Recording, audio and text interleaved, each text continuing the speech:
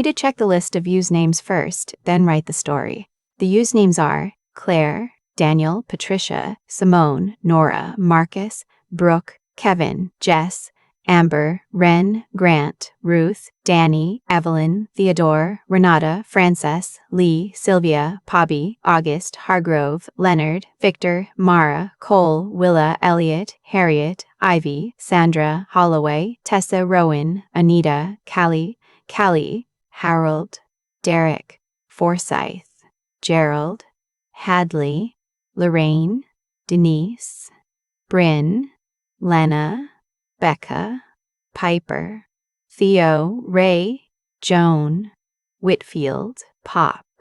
New names. I'll use Stella is in the original video but not in the used list. I'll avoid it anyway to be safe. I'll use Maya, narrator, dad, stepmom equals my stepmother, and supporting characters with fresh names not on the list. I was 31 years old when I realized my father had been protecting me all along, even from beyond the grave. That sounds dramatic, I know. But I don't know how else to say it, because when the lawyer read the will out loud in that quiet conference room, and I watched my stepmother's face go completely still, I understood something I had been too young and too scared to understand for most of my life. My dad had seen everything. Every dinner where she gave me the smallest portion, every birthday she forgot, every year she found a way to make his house feel like somewhere I didn't belong. He saw it, and he planned for it. But I'm getting ahead of myself. My name is Maya. I grew up in Columbus, Ohio. My mom passed away from ovarian cancer when I was 7, and by the time I was 9, my dad had remarried. Her name was Christine, and she came with a son, my stepbrother Owen, who was 4 years older than me and had already learned, by the time I met him, that the world was something you took from rather than gave to. I want to be fair. I think Christine probably wasn't a bad person in the beginning. Or maybe she was, and I just didn't have the language for it yet. What I knew as a child was that she smelled like expensive perfume and that she never once sat on the floor to play with me. My dad tried. He really did. Sunday mornings, he'd make pancakes and we'd eat together at the table. The 4 of us. And he'd tell these long, winding stories about growing up in rural Kentucky, and we'd all laugh. Those mornings were the best part of my childhood. But they got fewer as I got older. By the time I was in high school, Christine had redecorated the entire house. My mom's photos were in a box in the basement. The living room was all chrome and white, the kind of aesthetic that makes a house feel like a hotel lobby. I had a bedroom, technically, but it was the smallest one, the one that had been the sewing room, and the closet still smelled like cedar. Owen had the master guest room with its own bathroom. I shared a hallway bathroom with the linen closet. I never said anything about it. That was the thing about growing up the way I did. You learned very early that saying something only made it worse. My dad worked long hours. He owned a mid-sized HVAC company, the kind that does commercial contracts, and it had done well. Not tech money well, not inheritance drama well, but solid. 3 dozen employees, good reputation, steady revenue. He'd built it from nothing after my mom died, and I think that company was the place he went to feel like himself. I didn't realize how much it was worth until I was much older. When I graduated from Ohio State with an accounting degree, my dad took me to dinner at a steakhouse on the north side of town. Just the 2 of us, which was rare by then. And he ordered a nice bottle of wine and toasted me and said, "I'm proud of you, kid. Your mom would be too." I cried a little. He pretended not to notice, which is the most dad thing he ever did. That was 4 years before he got sick. The diagnosis came on a Tuesday in November. Pancreatic cancer, stage 3. He called me himself. I remember I was at work, sitting at my desk with a half-eaten granola bar in my hand, and when I heard his voice, I knew something was wrong before he even said anything, because he opened with, "So, listen." And my dad never started sentences that way. I drove to Columbus that weekend. Christine was in the kitchen when I arrived, and she hugged me in that stiff, one-armed way she had and said the doctors were optimistic and that she was handling everything. I noticed, that weekend, that she kept her phone face down on the counter whenever she was near my dad. I started coming home every other weekend after that. My dad and I would watch football or old westerns, and sometimes we'd just sit in the same room reading, and it was enough. It was more than enough. Christine tolerated it. Owen came by occasionally, usually around dinner time, and once I overheard him in the hallway saying to his mother, "You really think the lawyers have it set up right?" I didn't know what that meant then. My dad died on a Saturday morning in March, 14 months after the diagnosis. I was there. I had driven down Friday night because something told me to, and I sat with him through most of the night, and by the time the light came through the window, he was gone. Christine cried in a way that seemed real. I didn't cry at all. Not then. I just felt hollowed out, like someone had taken a spoon to my chest. The funeral was small. My dad had wanted it that way. 2 weeks later, we were called to the office of his attorney. A man named Mr. Aldridge, who had been my father's lawyer for almost 20 years. The conference room was on the 4th floor of a building downtown, and there were 3 of us, me, Christine, and Owen. Christine was wearing a black blazer and had a notepad. Owen was on his phone until Mr. Aldridge came in. I had no idea what to expect. I genuinely did not. I knew my dad had a will, but I had never asked about it, had never thought it was my place to ask. And the thought that I might be left anything substantial had never seriously crossed my mind. I figured the house would go to Christine. I figured the company would be split somehow.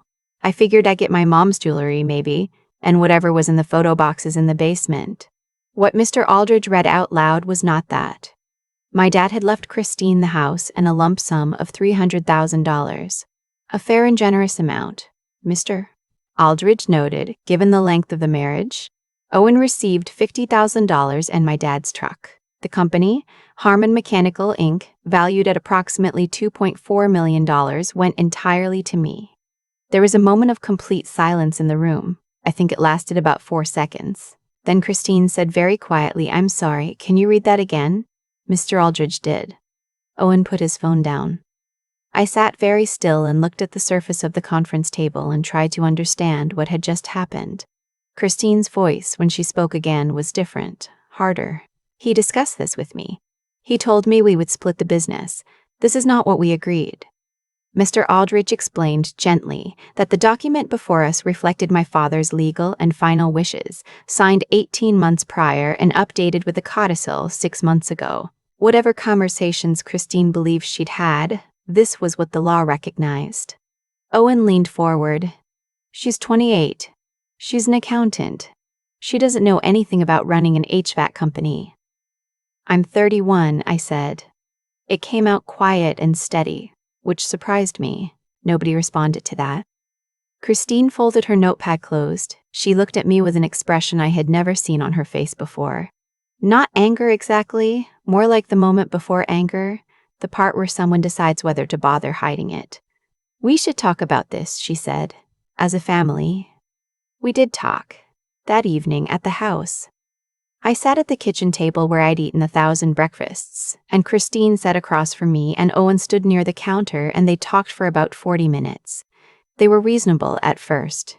Christine explained that she had been the one caring for my dad through his illness, that she had left her part-time work to be his primary caregiver, that she deserved to be considered. She wasn't wrong about the caregiving. She had done a lot of it, more than I knew, probably. I acknowledged that. Then Owen said my dad had probably made the decision when he wasn't thinking clearly because of the medication. And Christine said she had already spoken to a probate attorney. And Owen said the company means nothing without the client relationships, and those are relationships Christine and I have. You'd be lost without us. I asked what they were proposing. Christine slid a piece of paper across the table. It was a transfer of interest agreement, printed and ready, assigning 80% of the company to her with a 10% stake for me and 10% for Owen. There was a line for my signature. I looked at it for a long moment. I thought about my dad in the kitchen on Sunday mornings. I thought about the box in the basement with my mom's photos. I thought about the codicil, signed 6 months ago when my dad already knew he was running out of time and still chose, deliberately, to do this.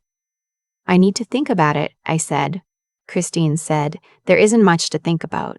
I said goodnight and went to the guest room. The small one, not Owen's old room, and sat on the bed and called my best friend back in Cleveland. Her name is Donna, and she said, Maya, do not sign anything. I didn't sleep well. In the morning, I told Christine I wasn't signing the agreement. I was polite about it. I told her I respected everything she had done for my dad and that I intended to honor his wishes as written. She asked me to leave the house. I wasn't shocked. Not really. The house was legally hers now, and she had every right to ask me to leave. But it still hit somewhere tender. Standing in the doorway of that kitchen with my overnight bag, being asked to go in the house where my dad had made me Sunday pancakes. I picked up my bag. I said, I'll get the rest of my things later. She didn't say anything. I drove to a Holiday Inn off the highway and sat in the parking lot for about 15 minutes before I could go inside. Here is what I didn't know that morning. Sitting in that parking lot, my dad had thought about all of this. Not some of it. All of it. The next week, I met with Mr. Aldridge again, this time alone. He had a second envelope for me. Something he said my father had asked him to hold until after the reading, in case things got complicated. Inside was a letter, handwritten, 4 pages in my dad's cramped, left-handed print. I won't share all of it, some of it is just for me. But he had written, near the beginning, I know Christine will fight this. I know Owen will back her up. I've known for years that this was coming. And I've done everything I could to make sure you're protected when it does. I'm sorry I didn't say this out loud while I was there to say it. I should have. I was afraid of making things harder for you in the house, and that was wrong. You deserved better, and I hope what I'm leaving you is at least a start. I had to put the letter down twice before I finished it. My dad had not just changed his will. In the months before he died, he had quietly restructured the company. He had notified the operations manager, a man named Walt who had been with the company for 16 years, that I would be taking over, and Walt had already agreed to stay on in a transitional capacity. He had documented all the key client relationships himself, names and notes and histories in a binder that was in Mr. Aldridge's office waiting for me. He had moved the company's primary bank account to require my signature only. Christine's claim that the client relationships ran through her was simply not true. She had met a few of the bigger clients at holiday parties. That was it. I drove back to Columbus the following Saturday to get the rest of my things from the house. I told Christine I was coming and she said fine. When I arrived, she and Owen were both there, which I hadn't expected, and so was Mr. Aldridge. I had asked him to come, actually. Not as a threat. I want to be clear about that.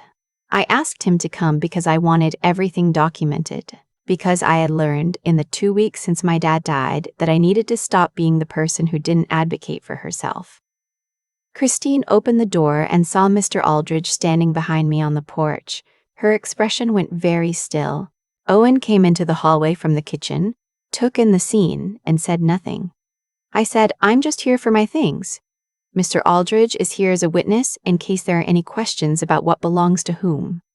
Christine said, you didn't need to do that. I said, I know.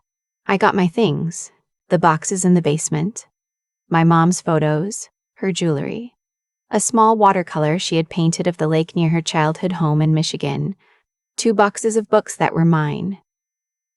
That was all I came for, and that was what I took. I carried the watercolor out last.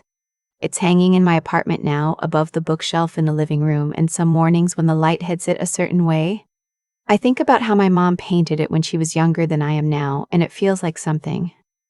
Christine and Owen did consult a probate attorney. The attorney apparently told them the will was airtight. I heard this through Mr. Aldridge, not through them. I haven't spoken to Christine since I picked up my things, and I haven't spoken to Owen since the conference room. I won't pretend that doesn't have a weight to it. Owen and I were never close, not really, but he was a presence in my life for 22 years. Christine made my dad's last years complicated in ways I'll probably never fully understand, but she also sat with him when I couldn't be there. These things can both be true. What I've learned, and I know this sounds like the kind of thing people say, is that grief is not simple, and neither is family, and neither is money. My dad left me the company because he believed in me, but also because he was trying to make right something that had been wrong for a long time. I've had to sit with both of those things at once. The transition has been harder than I expected. Walt has been invaluable. He knows every client, every contract, every quirk of the operation, and he's been patient with me in a way I'm genuinely grateful for. I spent the first 3 months mostly listening, reading, taking calls with clients, and introducing myself and absorbing as much as I could. There were nights I drove home from the Columbus office to Cleveland, 2.5 hours, thinking I was in over my head. There were also mornings I drove in thinking, yeah, I can do this. Donna keeps asking me if I'm okay, which is the right question, and my answer changes depending on the day. Some days I miss my dad so much, I can't think around it. Some days I walk through the company's main warehouse and I see the guys in their uniforms with Harman Mechanical on the sleeve, and I think about him building this from nothing, and I feel something that isn't grief exactly. It's more like being trusted with something valuable and wanting to be worthy of it. There's a photo on my desk now. It's from one of those Sunday mornings, the pancake mornings. My dad is at the stove with a spatula and he's laughing at something off camera, and he looks entirely himself. I don't remember who took it, but every morning when I sit down to start work, I look at it. I'm still figuring out what I'm doing. I think that's okay. I think that's what he expected, actually. Not that I'd have it all figured out, just that I'd show up and try. I intend to. I've thought a lot about why my dad didn't tell me any of this while he was alive. Why he didn't sit me down at one of those Sunday morning breakfasts and say, I see what's happening in this house, and I want you to know I'm going to make it right. I used to feel a little hurt about that, if I'm honest. Like he owed me that conversation and just never had the courage for it. But I've come to understand it differently now. My dad was a builder. Not just of the company, of everything. He built quietly, methodically, without announcement. He didn't make speeches. He made structures that held, and I think what he was doing, in those last months, was building something that would protect me after he was gone, the same way he'd always tried to protect me while he was there. He just ran out of time to explain it out loud. Christine and Owen did what people do when they believe they're owed something they were never promised. They pushed. They pressured. They printed out a legal document and slid it across a kitchen table like it was already decided. And for a moment, I want to be honest about this. Part of me wanted to just sign it. To make it easier. To be the version of myself who didn't cause problems, who kept the peace, who absorbed the cost so everyone else could be comfortable. I had been that person my whole life in that house. It was a familiar shape to take. But my dad didn't restructure a company and write a 4-page letter by hand and leave it with his attorney for 20 years just so I could sign it away in a kitchen to avoid an uncomfortable weekend. What Christine and Owen couldn't see, what greed tends to blind people to, is that the choices we make in moments of pressure are the ones that define the longer story. Christine chose to push. Owen chose to back her up. I chose to make one phone call to a good friend, sleep on it, and say no in the morning. None of us knew in that kitchen what those choices would look like from a distance. We know now. There's something I've been thinking about that I want to say carefully, because I don't want it to sound like a lesson I'm handing down from somewhere. I'm still in the middle of figuring all this out myself. But here it is. The people who try to take from you in your most vulnerable moments are almost never winning. They feel like they're winning. It looks from the outside like they're winning. Christine had the house, the car, the social network, 20 years of established life. I had an overnight bag and a Holiday Inn off the highway. And yet, Walt told me something in my second month that I keep coming back to. He said my dad used to walk the warehouse every Friday afternoon just to walk it, just to know the place was real and that he built it. He never took it for granted, Walt said. Not once. I think that's what my dad was trying to leave me. Not just a company, a model for how to show up, for how to build something with patience and integrity and not need everyone to see you doing it. I'm trying to learn that. Some days I'm better at it than others. The watercolor my mom painted is still above the bookshelf. The photo of my dad at the stove is still on my desk. Some mornings the work is hard and I'm not sure I'm doing it right. But I show up. I keep showing up. That's the whole thing, I think. That's all of it.